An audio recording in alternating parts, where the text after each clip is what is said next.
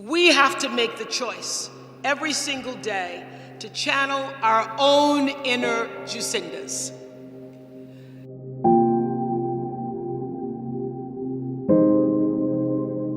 To exemplify the truth and the respect and the grace that we actually wish for the world. We need to tell it, as we're doing at this conference. We need to write it. We need to sing it. We need to proclaim it.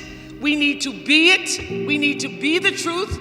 We have to be the respect. We have to be the fierceness, the love that we want to see. And when we do that, mark my words, a change is already coming. I teach them that there is no life without cultivating a spiritual life, because you are first and foremost a spiritual being having a human experience. And if you lose sight of that, it's easy to get lost in the world, and no one can save a world that they're lost in when they've lost sight of their own North Star.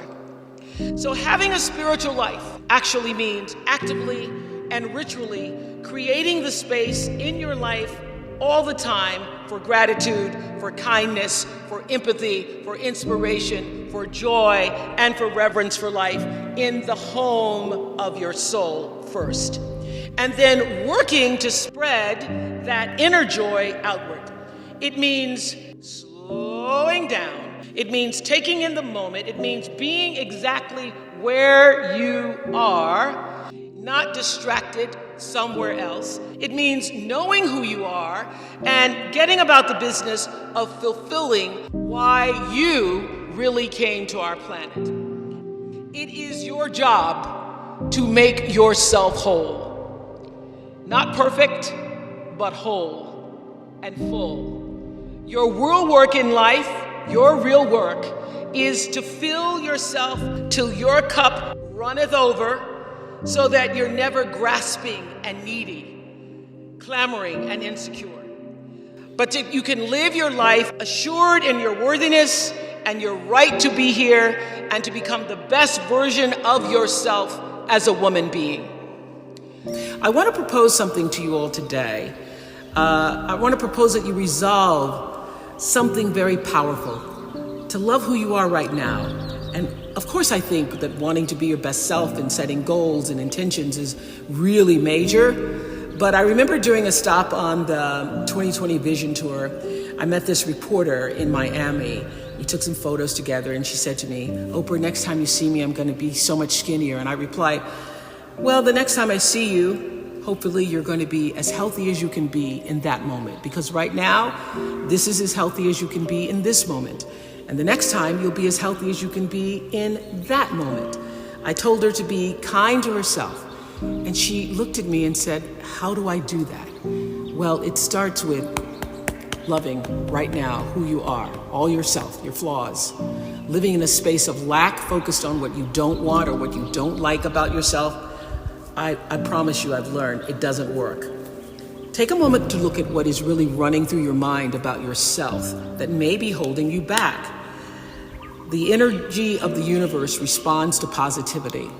And so if you're telling yourself you're not slim enough, you're not good enough, when that negative chatter starts in your head, stops, lean away from it. When you let those thoughts of not being enough seep in, you can't really act out the best of yourself.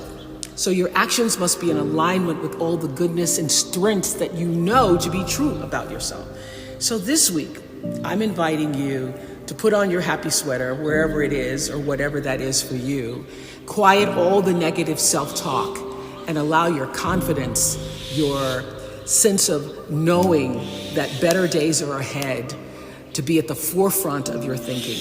Tomorrow's never promised, so let's accept and then let's celebrate ourselves just where we are right now. Thank you for where I am and who I am right now.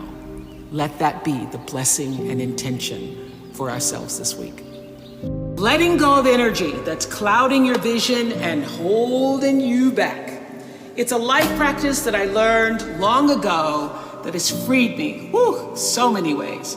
It's a fact that holding grudges against somebody who's done you wrong or replaying, revisiting hurtful situations in your head over and over only weighs you down and prevents you from being who you're meant to be right now, because you're still energetically holding on to the past.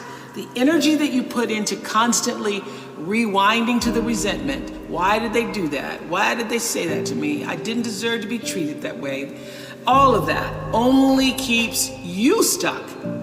It will never change what happened. You gotta press stop and reject the urge to keep replaying so that you can then fast forward into the now for yourself. You know, a lot of people think that holding on to things that disempowered them is going to somehow magically turn it around. As I said in my message a couple of weeks ago about forgiveness, you have to release the notion, give up the hope that the past could have been any different. And you also must release the idea that people would do what you might do in any given instance. This is a big one.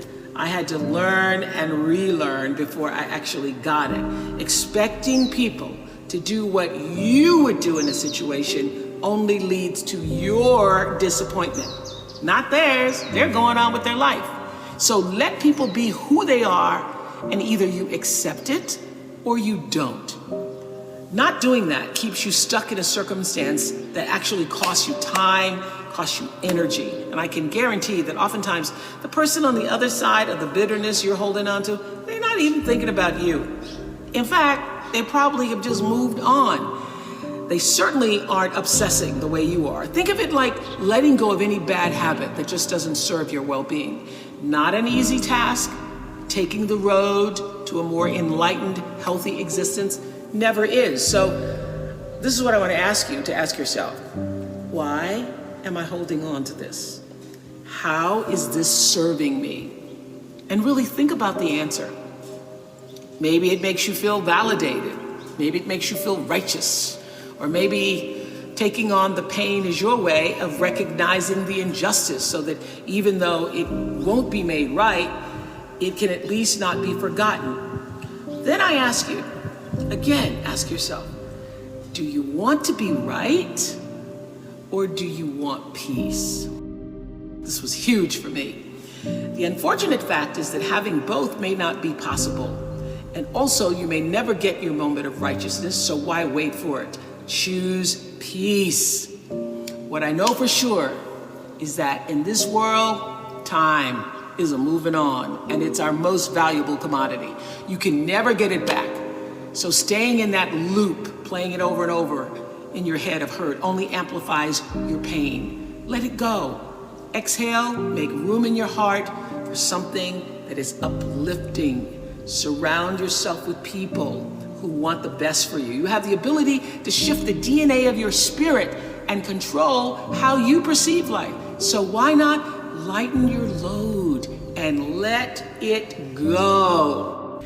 That living integrity means living in a way that honors your truest self. It's doing the thing that you know you're supposed to do. My friend Martha Beck says that deep down, we all know what makes us happy and how to create your best possible life. And that knowledge is actually coded into your very nature. But I also know how challenging it can be to listen and trust your own inner voice, especially when you feel the pressures of what everybody else thinks you're supposed to be doing. You're supposed to get married. You're supposed to stay married. You're supposed to have a baby. You're supposed to have a picture-perfect home. But here's something that I'm hoping you all will realize for yourself. Sometimes it takes doing the things that people or society say you're not supposed to be doing to find out what is true for you. What are you really supposed to be doing? For example, at the very beginning of my career, some of you have heard this story, I worked as a news anchor and reporter in Baltimore. It taught me a lot about life. And during that time, I knew I wasn't being my authentic self. I didn't like doing the news. I just didn't like it. But the voice of my father, who thought he knew what I was supposed to do, and even my own voice saying, wow, this is an important job. My father was saying, don't you give up that job, girl. You're making $25,000. You're never going to make that in 1 year. So eventually, my bosses let their feelings be known. They took me off the news and put me on this local talk show called People Are Talking. And when that decision was made at first, I thought it was a demotion But after one day on that talk show, I felt so energized and so fueled. I knew that I had come home to myself. And that's what living integrity, even in your work, feels like. So trust me when I say that only you know what that feels like for you. And with that in mind, I want us to be more in alignment with the truth for ourselves this week. Think about everything we've covered in the past several weeks. Who you're meant to be, who you are right now. What have you been waiting and wanting to do? All those insights should fuel your decisions about how you move through the world right now. Pay attention to what makes you feel lit up from the inside. Examine any moments when your head's saying one thing and your spirit is saying another.